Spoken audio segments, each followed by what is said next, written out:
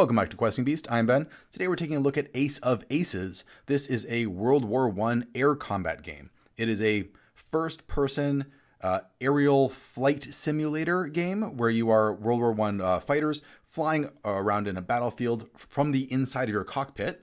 It basically looks like that. And you are flying around trying to get a bead on your opponent, trying to line up your guns with them. If you do, you shoot some bullets, you do some damage, and you're trying to shoot them down. Now, this is the original game that created this whole multiplayer first-person combat thing that was a brief fad in the gaming world. I reviewed Black Baron and White Warlord recently, where you are dungeon fighters exploring a dungeon, fighting each other in first-person perspective. Again, a two-player multiplayer game, but this came up with the idea first. Now, over the course of this video, I'm going to be explaining the basic mechanics of how this game works, along with some of the intermediate and advanced rules that you can add in to make it even more realistic and more like a flight simulator. However, before we do, I should mention availability for this game. This was published a while ago, I believe back in the 80s, and it's been out of print for a while. There was a reprint. This hardback version is a reprint from a Kickstarter that was done a while back, but it is quite hard to find at the moment. I'll put a link in the description below where you might be able to find it, and you can always check places like eBay as well, but very often it's around $100 at base level to pick up a copy of this. So it is hard to find. However, one thing I'm going to do is I do actually have an extra copy of Ace of Aces, and I will be giving it away to one subscriber to the Questing Beast newsletter. Link to that will be in the description below. So if you just sign up for the newsletter, put your email in, you'll get my monthly newsletter of cool gaming stuff that's happened in the previous month, and you will be eligible to win a copy of this. I'll just email you directly if you win. So I'll do a drawing for that at the end of this month. So here's the basic concept for how the rules work. You always start on page 170. This is the starting point. And the view is from your cockpit, and you can see the opponent's airplane over there. Your other opponent will have the other book. This is the Allied book. They'll have the German book, and they will be able to see your plane from their perspective. Then what you do is you both look down at the bottom here, and you choose which move you want to do. These can be slow moves, cruising speeds, or fast moves, and they could be left, straight, or right. Things are all divided into categories. And you can see these arrows down here that represent the different types of maneuvers that you could try to do. If you look at the front of the book, there is a more detailed explanation over here for how these different types of maneuvers work and what exactly they are and what they represent. Once you and your opponent have both chosen the move that you want to do, let's say he's a little bit off to my left here because I'm looking kind of off the left side of my airplane. I might want to kind of angle myself a little bit more in that direction. Or perhaps I might want to keep going straight and hoping that he flies into my line of fire. But maybe I'll make a slight left turn here. So I'm going to keep moving at cruising speed. I'm going to move forward and make a little bit of a left turn to see if I can angle myself more at him. And that has 130 written beneath it right there. So I would call out to my opponent 130. Meanwhile, he would call out the number underneath his maneuver. Now, the number down here, in this case 130, is not the actual number that you turn to. Instead, what you're going to do is listen to what your opponent shouts out, and you're going to turn to that number. So there's a two-step process here. Let's say your opponent shouts out 171, because that was the number underneath his maneuver. What I would do first is turn to page 171, because that was his number that he shouted. Then I would look down here again, and I would find the maneuver that I chose. In this case, it was this one right here. Beneath this is the number 52. 52 is the final page that I would end up at. And now if you've done this right, your opponent will also end up on page 52. So that's a way that you can check to make sure that you've done this correctly. So in this case, I go to page 52 and perfect. He has turned towards me and I have just turned just enough towards him. He's lined up with my guns and I have attacked him and done 2 damage to his airplane. That's the core loop of the whole game. Then you just repeat this process. Again, you pick a maneuver, you look at the number underneath it, you shout out your number, he shouts out his number, you go to your opponent's number, check your maneuver, and then find out what number is under that, and then go to that final page. So there's this thing called a kind of intermediary page. You go to one page to figure out where your final page is. And then you see if you've hit each other. If not, you know where they are because you're always able to see each other. This isn't in a dungeon like in Combat Heroes. You're in the open air. You're always able to pinpoint exactly where they are. It's all about trying to anticipate what maneuvers they're going to make and try and lining yourself up with them. Shooting them down is also quite straightforward. It recommends that each airplane has 12 hit points. And as you can see, we're at medium range right here, so I do 2 damage. If I was at close range, I would do 4 damage. And if I was at long range, I would do 1 damage. So you do 1, 2, or 4 damage. After you've dealt 12 damage to them, they're dead, and you win. What's great about this is that unlike combat heroes, there is no character sheet that you have to keep track of, at least for this basic game. Everything can be run strictly out of the books, and you just have to add up small numbers in your head until you get to 12, which is very easy to do. This ends up making the game absolutely phenomenal for playing in something like a long car trip. Two people can just pull out the books and start having a dogfight right away. There's only a couple other features you need to know to play the basic game. One is the trailing rule. So sometimes you'll see a T up here. That means that you are trailing your opponent. So in this case, we're trailing him because we're more or less behind him. And all that means is that when you are about to shout out your numbers, your opponent does have to tell you if they are going left, straight, or right, because the different moves are broken into those categories right there. They have to tell you that before you choose your maneuver. So this gives you a little bit of an advantage in trying to figure out where they're going and how you can line up to hit them. And that's because they're in front of them, so they're kind of giving away or telegraphing their maneuvers. The other thing you need to know is the dreaded 2-2-3 page. This is a page where you both have accidentally flown so far away from each other that you have lost sight of the enemy. If you've both done this, then it's game over. It's a draw. You don't know where they are anymore. However, there are cases where one pilot ends up on this page and another pilot ends up on a normal page. In a case like that, you just go to the same page that your opponent went to, and that keeps things going. Now, there's also a bunch of intermediate and advanced rules that you can add on as you please to make the game a little bit more realistic. Before we look at those, though, a quick shout out to today's sponsor. This video is sponsored by Prothero's Guide to Spellweavery by the Aaron Chronicles, a compendium of all things magic for 5e D&D. The book offers multiple new player options to enhance the spellcasting of any game, along with rich lore to create truly magical worlds.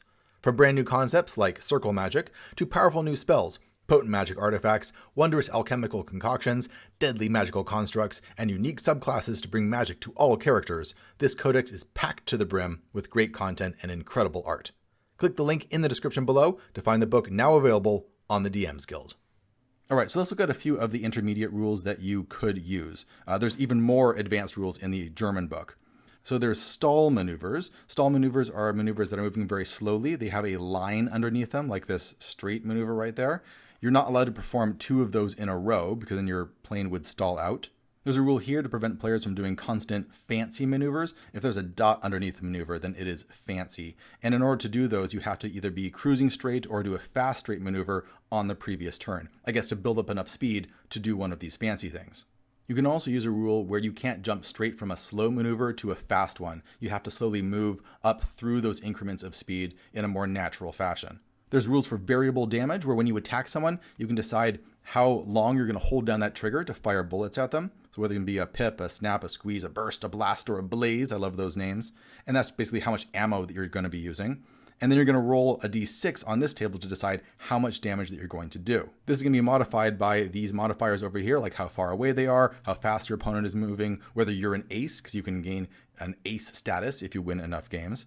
And that's going to determine, how much damage is done over here. The longer you hold down that trigger, the more ammo that you use, the higher the chances of doing lots and lots of damage. However, you're going to see these J's popping up in the last 3 rows. That's your gun jamming. And if your gun jams, then you must perform a number of straight maneuvers equal to the ammo expended on that shot. So you're just stuck going straight for a while you frantically try and unjam your machine gun. Some rules here for if you become an ace, then you do +1 damage on all of your shots.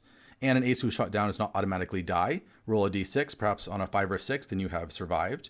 And if you're being tailed, an ace does not have to give his opponent a clue. There's actually rules here for multiplayer combat, multiplayer meaning beyond 2 players, so 3 or even 4 players. There are rules for this. Honestly, I read them. You can read them right here if you want to. It was a little over my head because it's a little confusing, but basically you need lots of pairs of books, and you need to have things like bookmarks to keep track of multiple pages so you can see where all of your opponents are at the same time. It's a little bit of a pain, but in theory, seems like you could do it. Now, if you want to get really crazy, you would turn to the German book where we have the advanced rules. And this is where the book tries to get closer to being a straight up flight simulator, at least as far as you can with books like this. You're going to need to actually have things that are more like character sheets where you're tracking all sorts of information about your plane, what maneuvers you've taken recently, how much ammo you have, how much fuel you have, and things like your actual altitude. This adds a z-axis to the whole process of playing the game. Your altitude is going to influence things like your inclination. So even if you have lined up your planes such as that you're pointing directly at them, but if you look at the relative altitudes of your planes that you've been keeping track of on your character sheets, and you see that your plane is above theirs, your plane would have to be inclined downwards in order to be able to take that shot. At this point, once we're adding these types of rules, a lot of these pictures become a bit more abstract because they don't take into account things like altitude. You just have to kind of imagine that added onto the picture. There's rules for doing power dives to gain a lot of speed and then being able to zoom upward really quickly. Rules for speed factor are even more complicated now. Planes have speed factors divided by a slash like that. The numbers represent the limits on how many fast maneuvers in a row each plane can perform, not counting power dives or zooms. The first number applying only below 7,000 feet of altitude, the second at or above 7,000, where the thinner air reduces the plane's speed factor. There's altitude restricted maneuvers, so the different maneuvers may actually affect your height or prevent you from losing or gaining altitude depending on what you're doing. And there's a whole section here on advanced combat. When determining the range for a shot, you have to look at your horizontal range, which is shown in the book, but also your altitude range, your vertical range. And whichever one of those is greater is the range that you're going to be using. You can also start figuring out things like damage location. So when you're firing at an enemy, you're not just doing generic damage to them. You could be damaging their motor, their fuselage, their tail, their wings, or their cockpit. To figure that out, you're going to look at the picture of the plane, so the orientation that they're in. For example, this one over here would be a front quarter shot, and then roll 2d6 to see what part of their plane you're able to hit. So if you're shooting that from behind, it's going to be more likely that you're going to hit their tail, for example. At the very back of the German book, we actually get statistics for, 9, 10, 11, 12, 13 different planes from the Allies and from the Germans.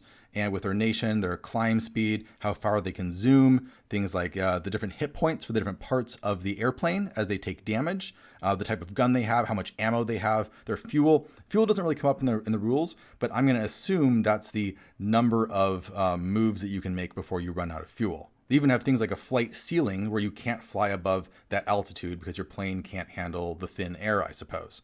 All in all, very complex. It's for people who really want more of that flight simulator experience. However, that sort of thing has been more or less replaced by video games now, right? If you want a detailed flight simulator, you fire up a video game. What is beautiful about this game isn't really these complex additional rules. I think some of the intermediate rules are okay. I think you could add those in for a little bit more fun, especially like randomizing damage and things like that. But the way that this game does not need a character sheet and can be run straight out of the books is one of the best things about it. It's beautifully simple and elegant, and it is by far my favorite way to play. Now, the thing that really blew my mind when I was reading this originally is how did the author figure all of this out? Because this must map itself onto a more concrete system so that the author can figure out the relative positions of all the planes and all of that. And that's indeed the case. What this is this is a hex grid combat. There is an actual hex map. Your airplane is moving along these hexes using these different maneuvers. You're moving to certain hexes and changing different facings while your opponent is doing the same thing. I'm not going to show you a map or a diagram of how all of that works. I will put a link to that in the description below. In the last video, some people complained that me showing behind the scenes of exactly how combat heroes worked was a bit of a spoiler. So I'll put that in the description if you want to check that out. There's some great articles on how all of the mathematics and how all of the diagrams of this were put together to make it work, and it's really ingenious. Well, that's it for my review of Ace of Aces. Hope you enjoyed it. As usual, links are in the description for all the things that I mentioned, including where you can pick this up, if it's still available. And of course, remember to sign up for the Questing Beast newsletter, which is completely free. It's a once-a-month newsletter that keeps you updated on OSR and D&D type stuff, and it will get you in the running to win a copy of Ace of Aces at the end of November. All right, thanks for watching, everybody. See you next time.